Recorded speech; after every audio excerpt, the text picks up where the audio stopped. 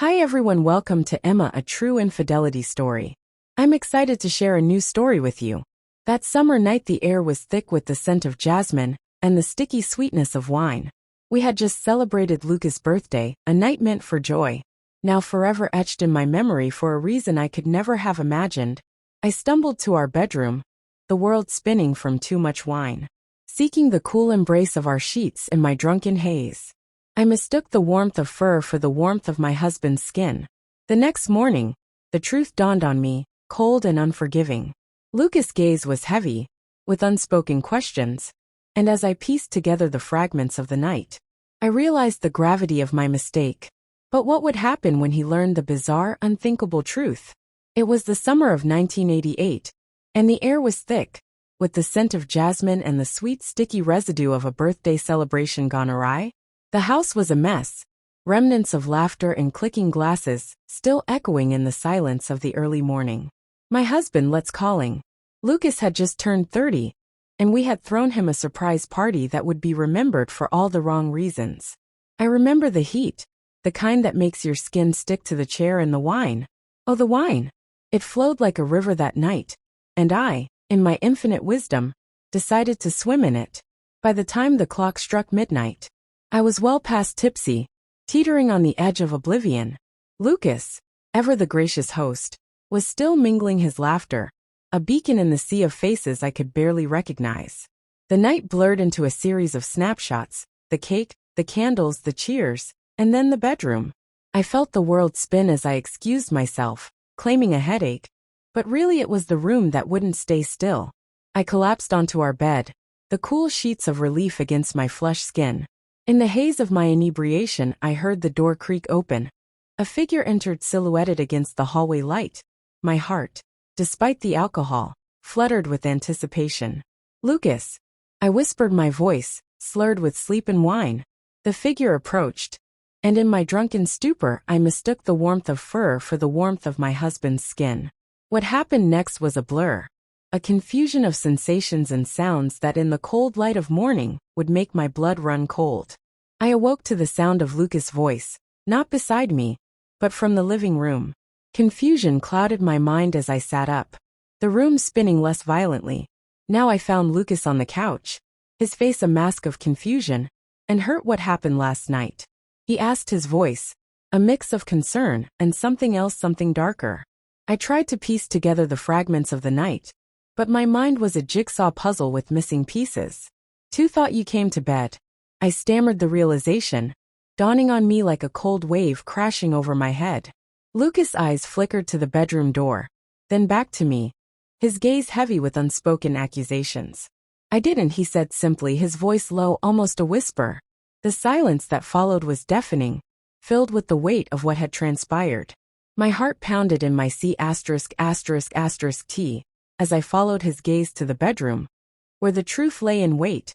A truth so bizarre, so utterly unthinkable, that even now I struggle to put it into words.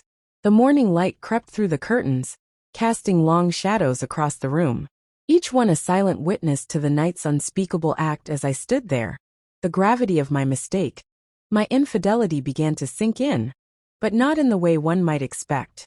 And there, in that moment of clarity, the question that would haunt me for years to come whispered in my ear.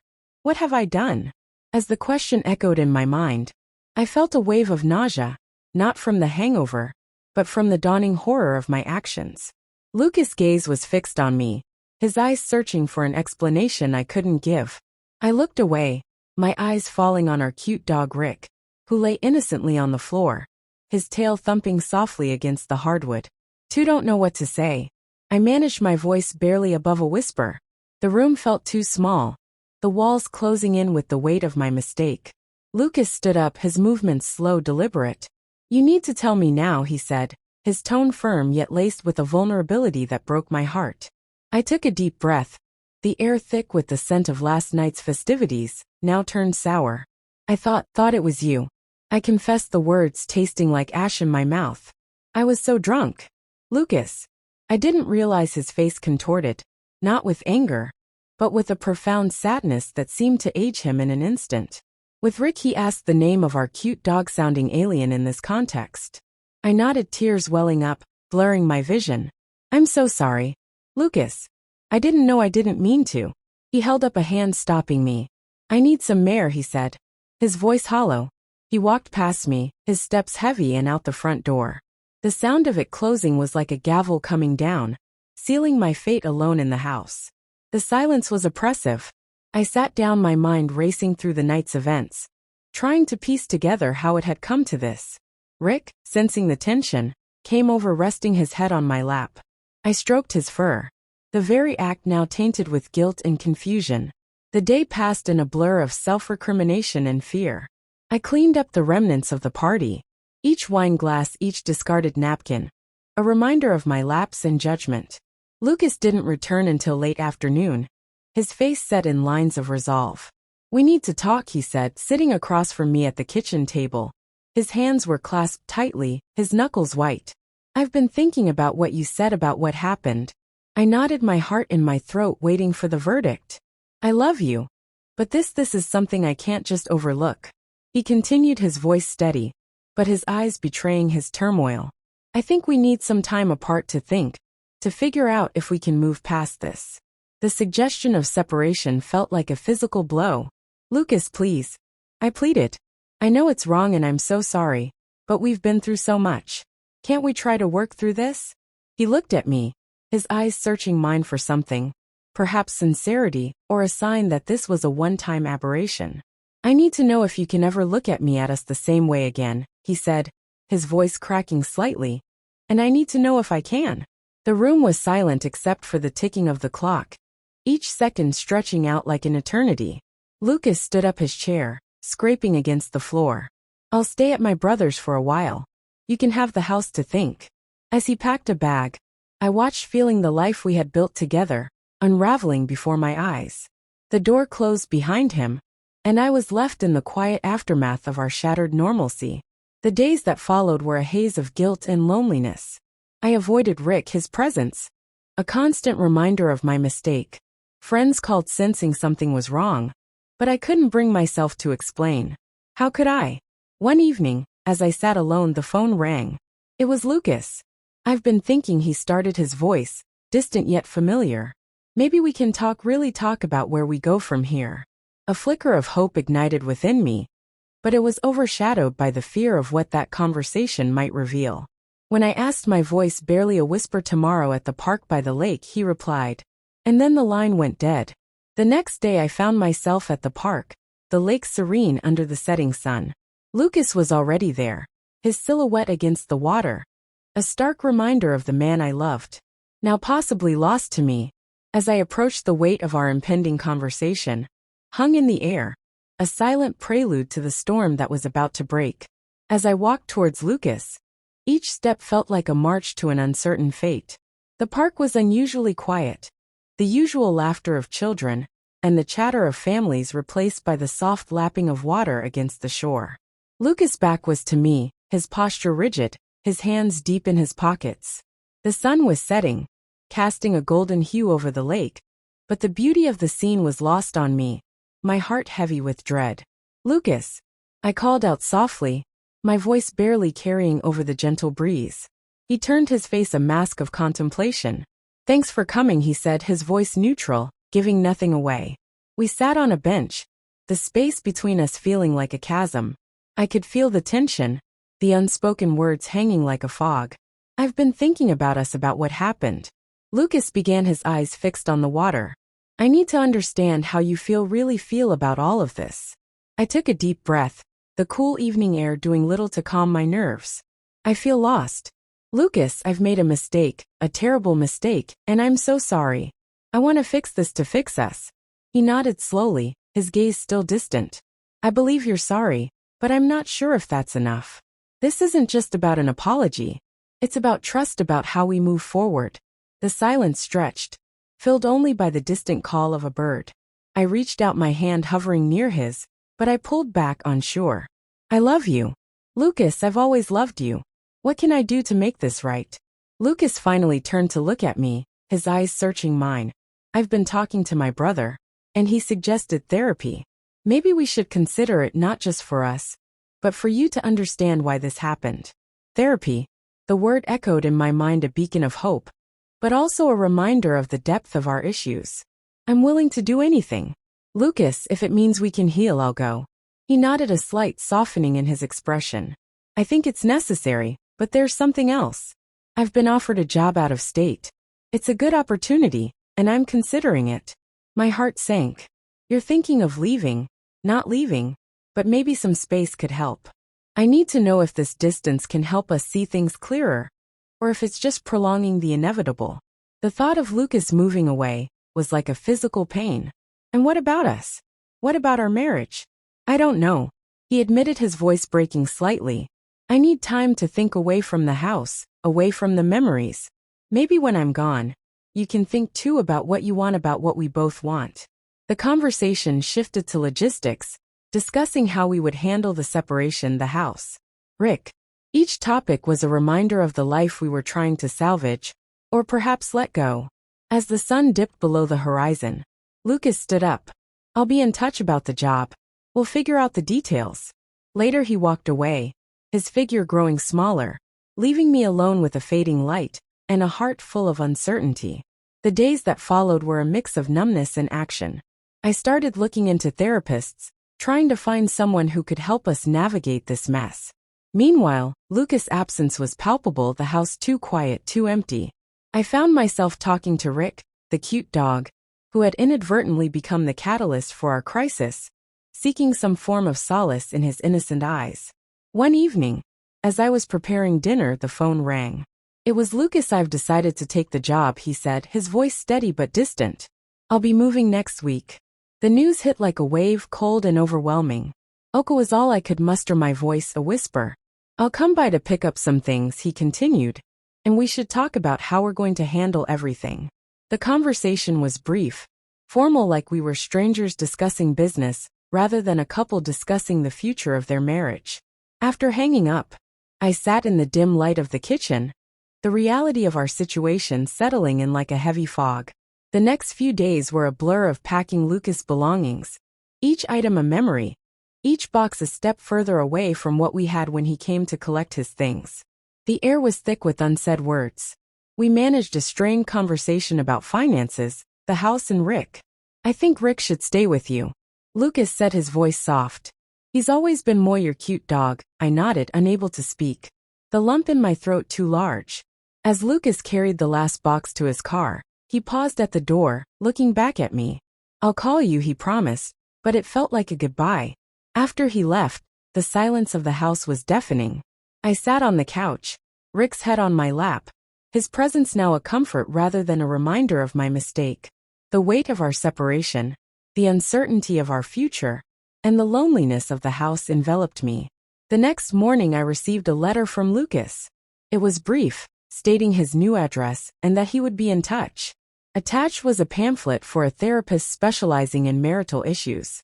The gesture was small, but it was something, a thread of hope in the unraveling fabric of our lives.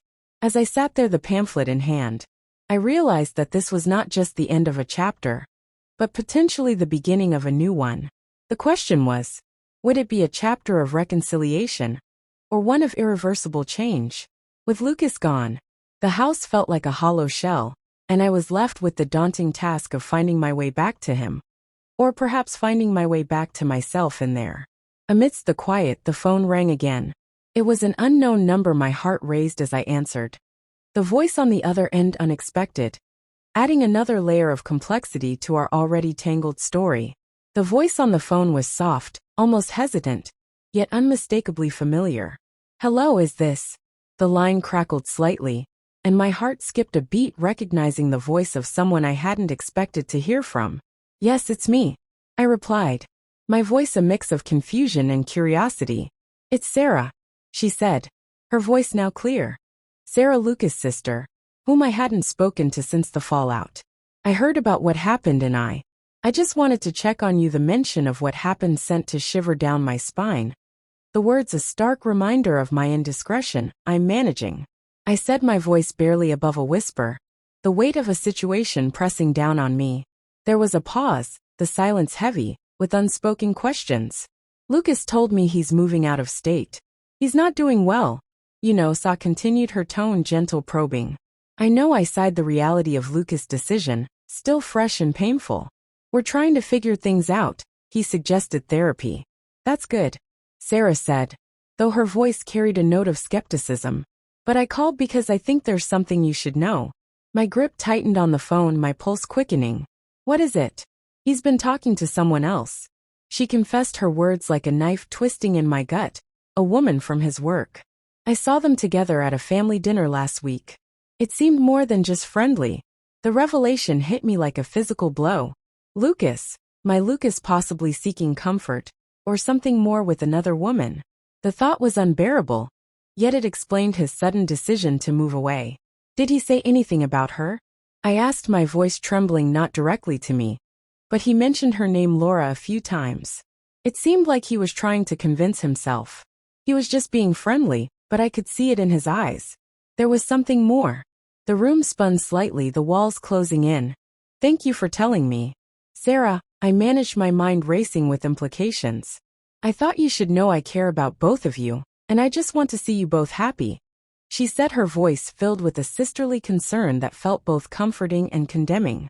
After hanging up, I sat there, the phone still warm in my hand, feeling the world tilt under me. Lucas' departure was not just about space. It was about escape, perhaps from me, from us. The idea of him with someone else, even if just emotionally, was a betrayal. I hadn't anticipated adding another layer of complexity to our already fractured relationship. The next day I found myself at the therapist's office, the pamphlet Lucas had sent clutch in my hand. The room was calm, with soft lighting and the scent of lavender. But my mind was anything but peaceful. As I sat down, the therapist, a woman with kind eyes and a gentle demeanor, greeted me. Tell me why you're here, she prompted, her voice soothing. I took a deep breath, the words tumbling out. I made a mistake, a terrible mistake. I was unfaithful to my husband, but not in the way you might think it was with our cute dog Rick. I was drunk and I thought it was Lucas. Now he's moving away, and I just found out he might be seeing someone else. The therapist's expression remained neutral, but her eyes showed a flicker of surprise. That's quite a unique situation, she said carefully. Let's explore your feelings about this, and what you hope to achieve from our sessions. The session was a blur of emotions, of trying to articulate the guilt, the confusion, and now the new layer of betrayal. I felt as I left the weight of my actions and Lucas' possible infidelity weighed heavily on me. Back at home, the silence was oppressive. I looked at Rick, who wagged his tail, oblivious to the turmoil he had inadvertently caused. I felt a mix of affection and guilt, knowing he was just an innocent bystander in our marital drama. The days stretched on, each one a battle between hope and despair. Lucas' absence was a constant reminder of what I had lost, and the possibility of him with someone else not at me. I threw myself into therapy, trying to understand my actions, my feelings, and how to move forward. One evening, as I was about to turn in, the phone rang again. It was Lucas. I'm settled in, he said, his voice distant, not just in miles but in emotion. I've been thinking a lot, and I asked, my heart in my throat. I'm not sure what I want, but I know I need to figure it out. I've started seeing a therapist here too, he admitted, which was both a relief and a sting. I want to understand why I felt the need to leave, to distance myself. The conversation was brief, but it left me with a sliver of hope. Maybe, just maybe, there was a chance for us. But the image of him with Laura haunted me, a specter of doubt in our potential reconciliation. As I lay in bed that night, the house felt colder, empty. The thought of Lucas moving on, possibly finding solace or something more with Laura, was like a knife twisting in my already wounded heart. The silence of the house was no longer just a reminder of Lucas' absence, but now it echoed with the potential of his new life, one that might not include me. The next morning I woke up with a resolve. I couldn't just sit back and let our marriage dissolve without a fight. I decided to write Lucas a letter, pouring out my heart, my regrets, and my willingness to change, to understand and to heal. I wrote about how I missed him, how every corner of our home felt empty without his presence, and how I was committed to making amends, not just for my mistake, but for the pain I had inadvertently caused. After sealing the envelope, I took a deep breath, the weight of my actions, and the hope for reconciliation, Heavy in my seat *****T. I drove to the post office, the letter feeling like a lifeline. A last attempt to bridge the growing chasm between us. Days turned into weeks. And the silence from Lucas was deafening. Each day without a response was a day closer to accepting that perhaps our story was over. Yet I continued with therapy, delving deeper into my psyche, trying to understand the roots of my actions, the depths of my guilt, and the path to forgiveness, both for myself and from Lucas. One evening, as I was about to give up hope, the phone rang. It was Lucas. His voice was different, softer, carrying a weight of his own journey. "I got your letter," he said, his voice cracking slightly. "I've been thinking a lot about us, about everything." My heart pounded, the silence on the line stretching as I waited for him to continue. "I've been seeing Laura." "Yes," he admitted, the confession like a cold splash of reality. "But it's not what you think. She's been a friend, someone to talk to during this mess. But I realize now it's not fair to either of us. If I'm not honest about where my heart truly lies." Tears welled up in my eyes. The complexity of our situation now even more tangled. "And where does your heart lie, Lucas?" asked my voice, barely a whisper. There was a long pause, the kind that fills with all the unsaid words, the hopes and the fears with you. He finally said, his voice firm, yet filled with a vulnerability I hadn't heard before. "I've been trying to escape to find clarity, but all I've found is that I miss you. I miss us, but I need to know if you're willing to work through this, not just for me, but for you too." The relief was overwhelming, but so was the realization of the work ahead. "I am Lucas. I've been in therapy trying to understand myself to be better. I want to rebuild what we had, but stronger, with honesty and trust." He sighed, a sound of relief mixed with resolve. "I'm coming back," he said. "We'll start over with therapy, with time with each other. But we need to be open completely. No more secrets, no more running away." The conversation ended with a promise to meet soon, to talk face-to-face, to begin the arduous journey of healing. As I hung up, the house felt less empty, the shadows less daunting. There was a glimmer of hope, a chance to mend what had been broken. However, as I sat there, the phone rang again. This time it was an unknown number. My heart skipped a beat, a sense of foreboding washing over me. I answered, my voice cautious. "Hello." I said, the word hanging in the air like a question mark. "Is this?" The voice was unfamiliar, yet there was an urgency in the tone. "I'm Lucas' friend. I think we need to talk." The line went silent, leaving me with a cliffhanger that would define the next chapter of our tumultuous tale. The implications of Laura's call, the sincerity in Lucas' voice, and the fragile thread of our reconciliation hung in the balance, ready to unravel or strengthen with the next conversation. The room seemed to close in around me, as Laura's voice echoed through the phone. My heart, which had just begun to settle with Lucas' promise of return, now raced with a new kind of dread.